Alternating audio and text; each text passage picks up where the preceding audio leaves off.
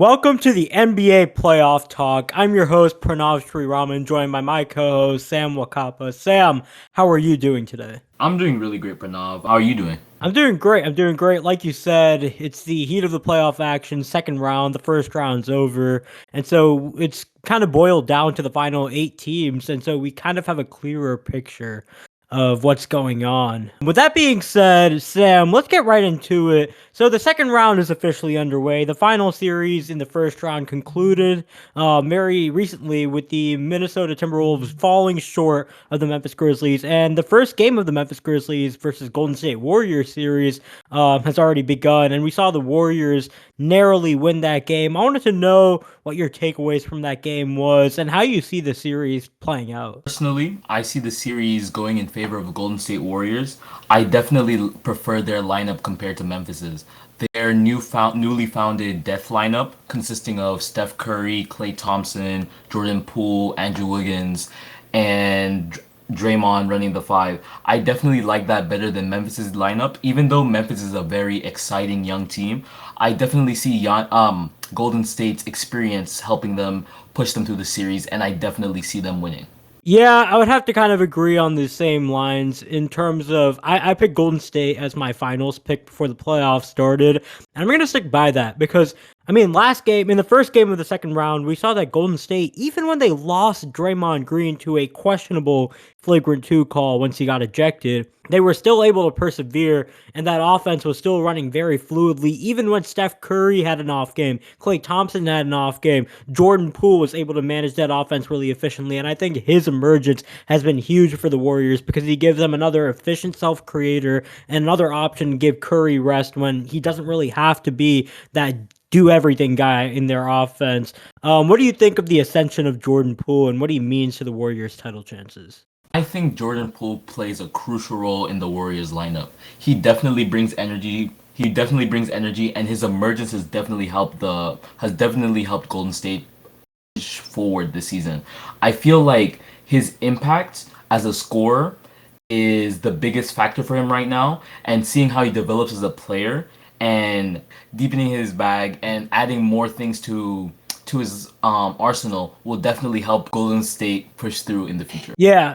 I'm really high on Jordan Poole, and I have been for quite some time. I think last May I talked about how he could be that piece that could be the X factor for the Golden State Warriors, and he's been so much more than that.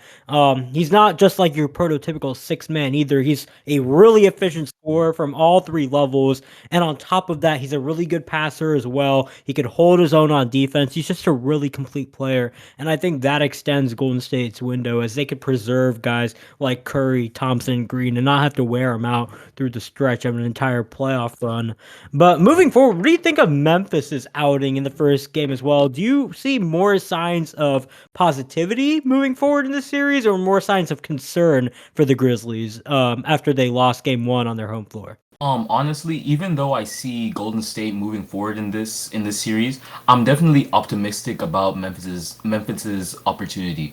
I see John Morant as a great scorer and a great assist man in this series, and I feel like their age kind of hinders them in this series, but their depth as them having a like one of them having one of the strongest benches in the league, I feel like that will definitely help them move forward in the series, even though Golden State will inevitably pull through. Yeah, so I mean, I'm a big believer. I think the Memphis Grizzlies are a really good team. Let me just put it like that. But in terms of game one, moving forward in this series, I'd have to kind of disagree here, only for the sense that, Jaren Jackson Jr. is the model of inconsistency when it comes to offense. Like that guy is either as hot or cold as you could get on the offensive side of the floor. I mean, he's a stretch big, but like he spaces the floor, but he doesn't really do anything else. He's not a good roll man. He's not a great screen setter. He's kind of underwhelming as a play finisher to me, as a lob threat as well. And his only real value on offense comes from shooting the ball, and even then, he's super inconsistent with it. I know he's shooting a high percentage in these playoffs, but that's inflated by a small sample. And so, I mean, can you really rely on a guy like Jaren Jackson Jr. to have another career performance? Because we saw in game one, John Morant, who's not a great shooter, had a great shooting game. Shot as well as Steph Curry did in game one. We saw Jaren Jackson have the best game of his career on both ends of the floor. And we saw that Draymond Green got ejected before halftime. All of that, everything went in Memphis's favor. Even the free throw variance was in Memphis's favor, and they still winded up losing. Right, moving on to the other Western Conference series has just gotten underway. The Mavericks versus the Phoenix Suns. The Phoenix Suns are the best team in basketball record-wise, going up against the Luka Doncic-led Dallas Mavericks. How do you see this series playing out? Do you see any possibility for an upset here? What's your official prediction? And just give me your overall thoughts on what the series is going to shape out like. My overall thoughts. Okay, so to say it straight, I have Dallas winning in seven. I think this is partly because of seeing the previous series between the Phoenix Suns and the Pelicans. Seeing in that series, even though they didn't have D book for the majority of the series, I was still shell shocked by how the Pelicans were able to steal two games from the number one team in the number one overall team in the NBA. And I think that led me to feel like Dallas would pull away, and seeing Dallas's output just demolishing the Utah Jazz. They I feel like they have I feel like they have more of a momentum moving into the series, and I definitely feel that with the matchups they have and the mismatches with Luka and his offensive superpower, I feel that they will be able to take care of the Phoenix Suns. I thought I was going to be stranded on an island here. I thought, I'd have to fight to defend my take, but man, we agree. I have the Dallas Mavericks upsetting the Phoenix Suns as well in a hard fought 7 game series. I know that the Phoenix Suns are the best team in basketball record wise. I'm aware of that. I know they have the top 3 defense. I know they have one of the best offenses as well, with two great creators in Chris Paul and Devin Booker. However, um, I just trust Luka Doncic that much. He's the best player in the series by far. And the thing with Luka Doncic is you could try putting Mikal Bridges on him, but it's not really going to work. Luka's going to create an advantage no matter what defensive assignment you throw his way. Whether you decide to switch everything, whether you decide to play a heavy drop with Aiton primarily covering the paint in a pick and roll and encouraging Luka to take that mid-range shot, or if you're going to trap Luka and double team him, he's just going to make the perfect pass to an open player. Anything you do, Luka's going to find a way to create an advantage for his offense. And I think that's so vital for Dallas, and that's so lethal in terms of how they can attack and exploit this Phoenix Suns defense. And Dallas's defense, I think, is getting pretty underrated as well. They were a top 5 unit statistically this regular season, and I think that they have the perimeter wings to really hold up. You're not going to stop Phoenix, but they have the perimeter wings to hold up, and I'm going to trust Luka's offensive creation a bit more. If you have any closing thoughts on that series, I'm going to say Mavs in 7. How many games do you think that the Mavs will win in?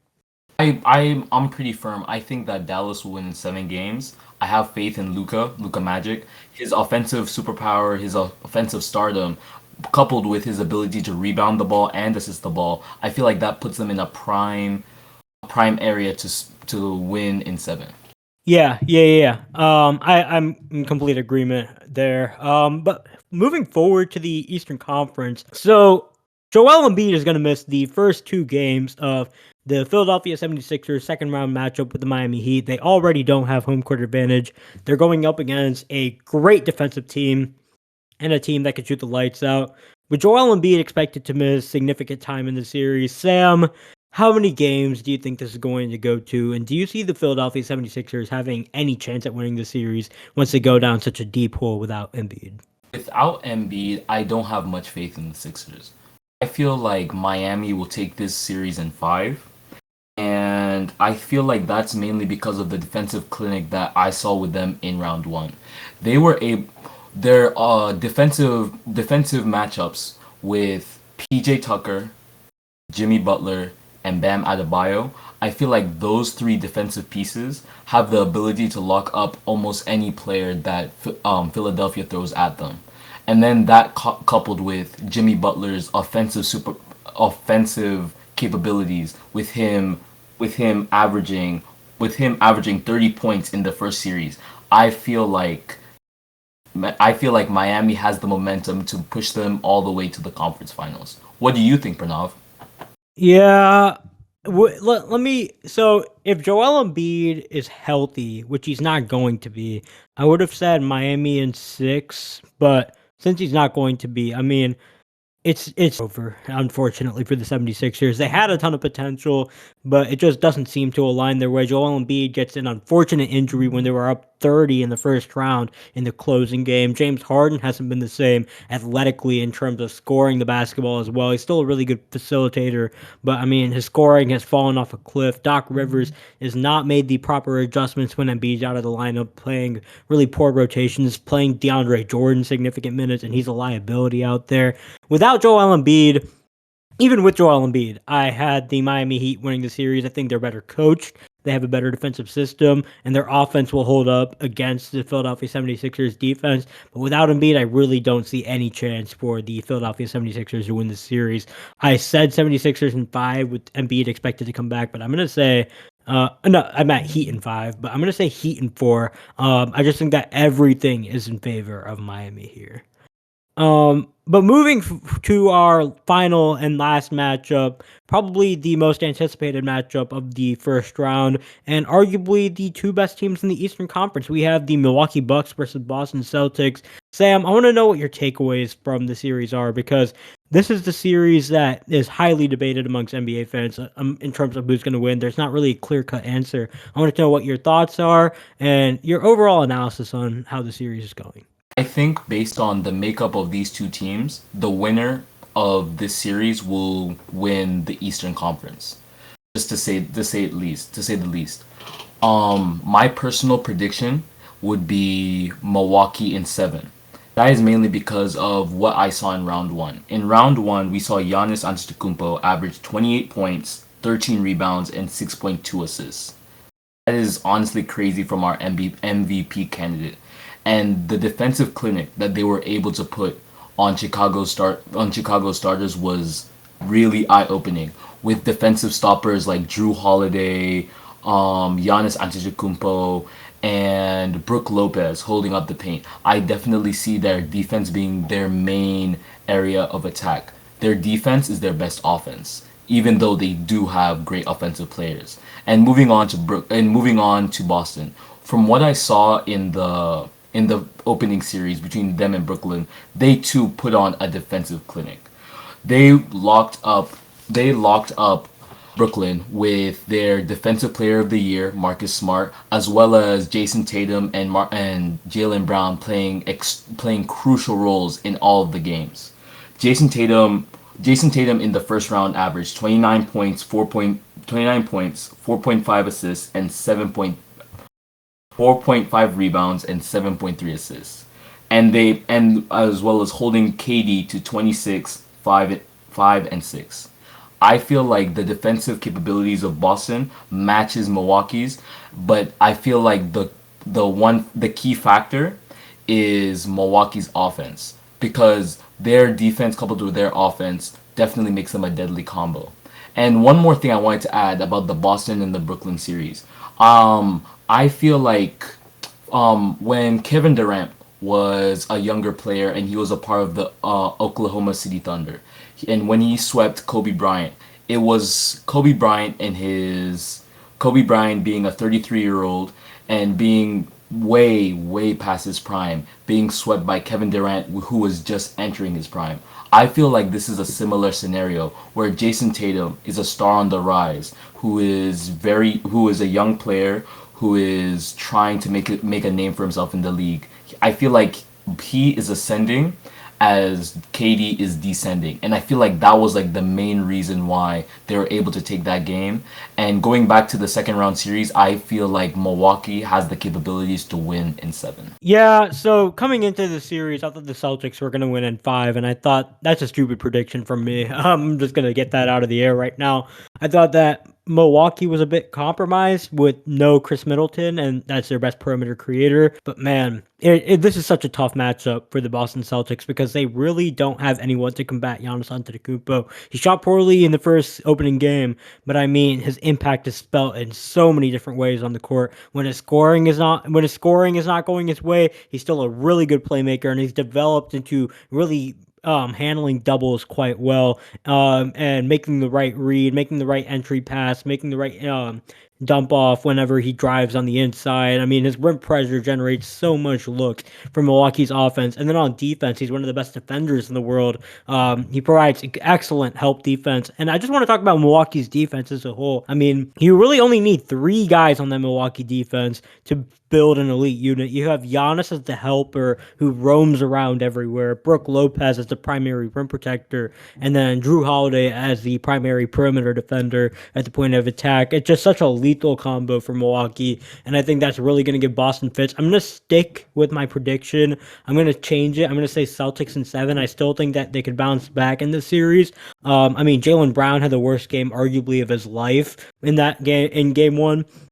And I mean, I think that the Celtics can come back. I don't expect their offense to look as poor as it did, and I expect their defense to still do a great job. So I'm going to say Celtics in 7, but I could really see this going either way. I mean, these teams match up so well against each other, so it's really a tough call. If you have any additional thoughts to add to that. I definitely agree with what you said. I can see where you say how where you talking about Boston in 7. I definitely agree that their offense won't resemble how it was in the first game, but I still have faith in Milwaukee, and I still see them going all the way and winning in 7. Yeah. I mean, it could really go either way. But if you don't have anything to add, that's going to do it for this episode of the NBA Playoff Talk, previewing and talking about the NBA second round while recapping the first round of the NBA playoffs. Thank you guys for tuning in. Sam, thank you for coming on. Thank you, Pranav, for having me. For sure, for sure. We do this all the time. Make sure you subscribe to the MHS News Production YouTube channel for the most up to date content possible. But until next time, guys, peace.